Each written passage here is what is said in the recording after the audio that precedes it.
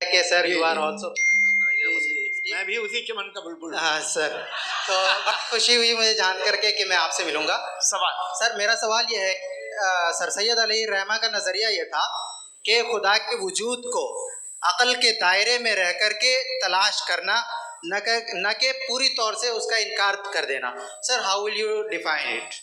नहीं तो ये तो आप इन्हें बताइए। ये सवाल आपसे खुदा का वजूद साबित कर रहे हैं। नहीं तो सर आपने इनकार कर रखा है, इस वजह से मेरा क्वेश्चन। उन्होंने यही सर सैयद ने यही कहा ना कि अक्ल से आप खुदा के वजूद को साबित नहीं कर सकते, यही कहा ना भाई। वो उन्होंने कहा कर सकते हैं और वो कर दिया गया आज।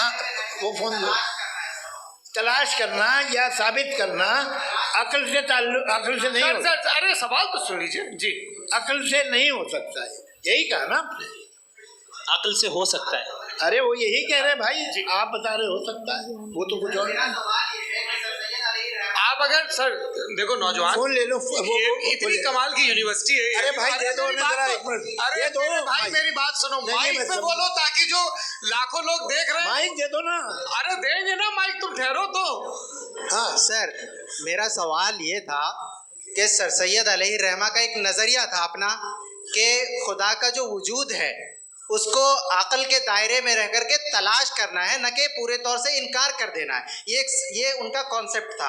लेकिन मेरा सवाल ये है कि आप इसको कैसे डिफाइन करते हैं, एक्सप्लेन कैसे करेंगे, मैं आपसे जानना चाहता हूँ, क्योंकि you are the product of Aligarh Muslim University. मुझे अक़ल के दायरे में रख के मैंने बहुत तलाश की, मुझे मिला नहीं। हाँ ये इधर वो चश्मा लगाए जो, हाँ उनको दे दीजिए।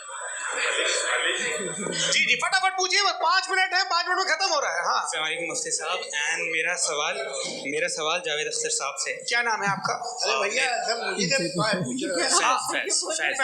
पूछिए पैसा। तो मेरा सवाल ये है कि अभी जो एथियस्ट है वो problem of evil argument use कर रहे हैं अगेंस्ट मुस्लिम्स, राइट? कि इस दुनिया में इतना सारा ईविल है और अगेंस्ट मुस्लिम तो यहाँ अगेंस्ट थियस्ट। हाँ थोड़ा सा करेक्ट कर लीजिए भाई, पूरी मशक्कत ही इसी बात की थी कि इसी एक मजहब पे बात न टिके।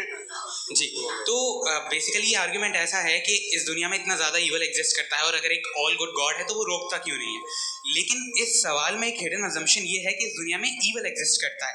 अब एथियस्ट ये कैसे ऑन्टोलॉजिकली प्रूव कर सकते हैं कि इस दुनिया में ईवल एग्जिस्ट करता है? मैं आपको बताता हूँ, थोड़ा सा समझा। नहीं सर हम लोग इनको सुनिए, नहीं please don't do. I want to explain ontology. नहीं हम समझ गए सर, इनको अब जवाब देने दीजिए। अच्छा सवाल पूछ लो। मैं अभी तक क्या था वो मैं थोड़ा सा ऐड ऑन कर लेता हूँ। तुम गुरु, तो हम जब इसका राउंड 13 करेंगे ना तब तुमको स्टेज पे बिठाएंगे। जी तो हाँ जल्दी से। तो देखिए एथियज्म के हिसाब से सब कुछ रैंडमली बन गया है, सब कुछ एटम्स और मॉलिक्यूल्स है। एक पत्थर में और मुझ में सिर्फ इतना फर्क है कि हम लोग एटम्स और मॉलिक्यूल्स का अलग अलग रीअरेंजमेंट है। अब एक पत्थर को कोई इंसान तलवार से 2 टुकड़ों में काटते हैं या मुझे, according to atheism it is same, there is no evil and good according to atheism.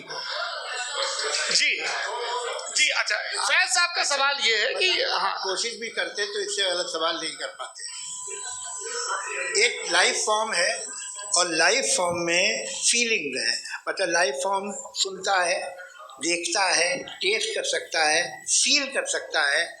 तो उसकी जो ये जो क्वालिटी इस बबल में आ गई है, वो जानवर में भी है, इंसान में भी है। तो जाहिर है कि उसे कोई तकलीफ पहुंचेगी, तो चूंकि उसके पास वो सेंसिटिविटी है तो मैं करेगा। पत्थर में वो सेंसिटिविटी नहीं है। तो ये क्या सवाल हुआ कि अगर पत्थर को काटा तो पत्थर को तकलीफ नहीं होती, तो आपको काटे तो आपको क्यों तकलीफ हो? बैठ जाइए। जी हाँ अगला सवाल। हाँ पूछिए जी जावेद अख्तर साहब। अरे भैया सब आप लोग मुफ्ती साहब को छोड़ रहे हैं तो मेरे ही पीछे पड़े हैं, क्या कहते हैं? चलो बोलो भाई। You asked how God can exist when children die in Gaza. हाँ You asked how God can exist when children die in Gaza, and you also mentioned the rise of atheism in Europe. But the same events also are leading many atheists and non-believers to turn towards faith. How do you interpret this contradiction, where suffering pushes some away from God, yet brings others closer to belief? आपको एक बात बताऊं, दुनिया perfect तो कहीं भी नहीं है, हर जगह कुछ खामियां हैं। बेटा एक मिनट, मैं आप ही को कहेंगे, देखो वो तो कुछ खामियां, कमजोरियां, खराबियां सब जगह है।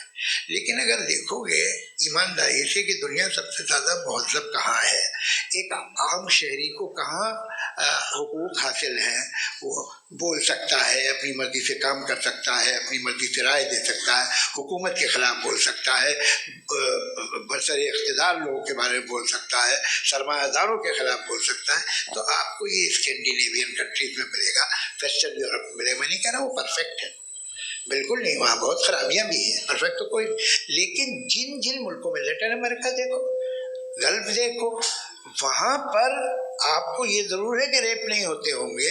रेप की ज़रूरत क्या है भाई, उसको तो ख़रीद लो, घर में रखो, सड़क पर रेप करने की क्या ज़रूरत है।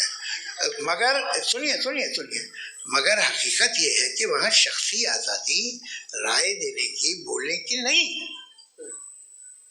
जी, ये एक आखिरी सवाल मुफ्ती साहब से। हाँ मैम, इनको माइक दीजिए। शुक्रिया। मेरा नाम मनीषा है, मैं हरियाणा से आई हूँ।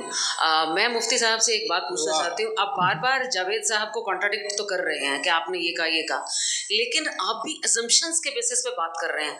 आपने खुदा के होने का कौन सा प्रूफ पेश किया है, खुदा की एग्जिस्टेंस का? अब इस सवाल को अलग रहने दीजिए, कौन एथीस्ट है कौन नहीं है। और दूसरी बात जो आपने एक छोटी सी कही थी कि ये फ्री विल का इस्तेमाल करता है इंसान अपनी, लेकिन उस फ्री विल का इस्तेमाल में मतलब खुदा ने ये दे दी सबको ये इजाज़त कि वो कितना घिनौनापन और कितने ज़्यादा ख़राब से ख़राब तरीके इस्तेमाल कर सकता है। जवाब सुनते जी। आप फ्री विल को मानती है ना, या अब कहती है कि फ्री विल नहीं है ना, मानती है ना? तो अब आपके पास इसका कोई एक्सप्लेनेशन नहीं है कि अगर एक इंसान उस फ्री विल का इस्तेमाल करके गलत काम कर रहा है और बच के अच्छी ज़िंदगी गुजार के निकल जा रहा है, उसका कोई रिकम्पेंस नहीं है। हमारे वर्ल्ड व्यू में जो इंसान गलत काम कर रहा है उसको भी रिकम्पेंस यानी उसका बुरा बदला मिलना है, और जो सही काम कर रहा है उसको सही बदला मिलना है। लिहाजा जो फ्री विल है वो इस तरीके से है कि एक लिमिटेड टाइम तक खुदा ने मोहलत दी है। ऐसा नहीं कि छूट दे दी, जो करना है करते रहो हमेशा। वक्त आएगा जब एग्जाम का टाइम खत्म होगा तब रिजल्ट आएगा, दौराने एग्जाम जबरदस्ती आपको नहीं बताया जाएगा। अरे भाई एक सेकंड जी, एक सवाल मुफ्ती साहब से मेरा, मुफ्ती साहब से एक सवाल। मैम रुक जाइए, आपसे फोन, आप इसके बाद आपसे यही रहेंगे वो। हाँ बोलिए। मैं मुफ्ती साहब एक ही सवाल करता हूँ कि अगर जो हो रहा है फ्री विल से हो रहा है और एक दिन बरोज़ क़यामत इंसाफ होगा मैशर में वगैरह वगैरह, तो दुआ क्यों मांगते हैं लोग? दुआ मांगते हैं इसके मतलब है अभी भी उसने ये डिपार्टमेंट रखा है कि मैं रोज़मर्रा की ज़िंदगी में बिल्कुल ही कैन। तो तुम कैन हो, तुम मुझे नौकरी दिला देते हो, मेरे बेटे को ग्रीन कार्ड दिला देते हो, और 45,000 बच्चे मरते उन्हें रोकते नहीं हो। नहीं तो क्या आप ये कह रहे हैं कि इस दुनिया में जालिमों को कभी पकड़ ही नहीं होती है? अरे जो भी पकड़ होगी वो बच्चे रोते हैं। बिल्कुल, देखिए मैंने अपने ओपनिंग स्टेटमेंट में यही कहा था कि जनाब जावेद साहब सिर्फ emotional argument, this is an emotional argument. ये छोटे मोटे इसके पीछे का रीजन मैंने बताया क्या है, इसके पीछे का रीजन क्या है मैंने बताया। मंच से आप लोगों को सज्जनों इसलिए कह रहा हूं ताकि थोड़ा सा आपके कॉन्शियस में जोर रहे कि आपको ऑर्डर बचा के रखना है। वक्त तय हुआ था, ये वक्त पूरा हुआ, आपने इतने धैर्यपूर्वक सुना, मैं आप सबका बहुत बहुत शुक्रगुजार हूँ। यदि इन दोनों विद्वानों की इच्छा होगी तो कभी हम इस बातचीत का राउंड 2, राउंड 3, यही तो देखिए खूबी है इंसान की कि बहस मुबाहसे में वो पड़ा रहता है। आप लोगों ने बड़े धैर्य का परिचय दिया, बहुत बहुत शुक्रिया। इसी के साथ ये बातचीत आप लोगों को मैं एक बात बता दूं, ये सारी बहस हो गई, अब मुफ्ती साहब और बड़े मुफ्ती साहब इन साथ के साथ में खाना खाने वाला हूँ।